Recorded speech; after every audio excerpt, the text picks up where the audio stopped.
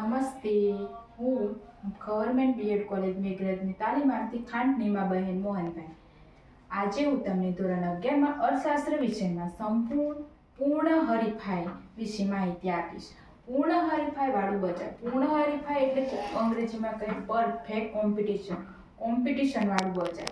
જે બજારમાં અસંખ્ય ખરીદનારાઓ અને વેચનારાઓ સમરૂપ વસ્તુઓનું ખરીદ વેચાણ કરતા હોય તેને પૂર્ણ હરીફાઈ વાળું બજાર કહે છે.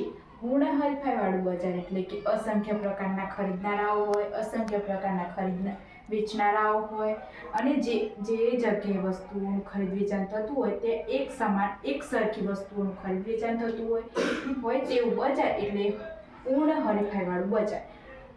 પ્રો રોબિન્સના મત મુજબ વ્યાખ્યા: પૂર્ણ હરીફાઈ ત્યાં અસ્તિત્વ ધરાવે છે જ્યાં ઉત્પાદિત વસ્તુઓની માંગ સંપૂર્ણ મૂલ્ય સાપેક્ષ હોય. આપણે ઉદાહરણ દ્વારા સમજીએ.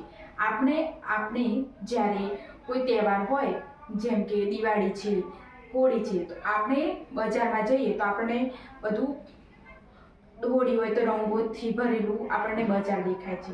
દિવાળી હોય તો આપણે દિવાળીના દિવસે ફટાકડા, મીઠાઈ, કપડાં એ બધું જોવા મળતું હોય છે. તો આપણે બજારમાં જે વખતે ખરીદી કરવા જઈએ ત્યાં અસંખ્ય પ્રકારની દુકાનો હોય છે, અસંખ્ય પ્રકારના ખરીદનારાઓ હોય છે. એટલે કે ઘણા બધા ખરીદનારાઓ હોય છે, ઘણા બધા વેચનારાઓ હોય છે.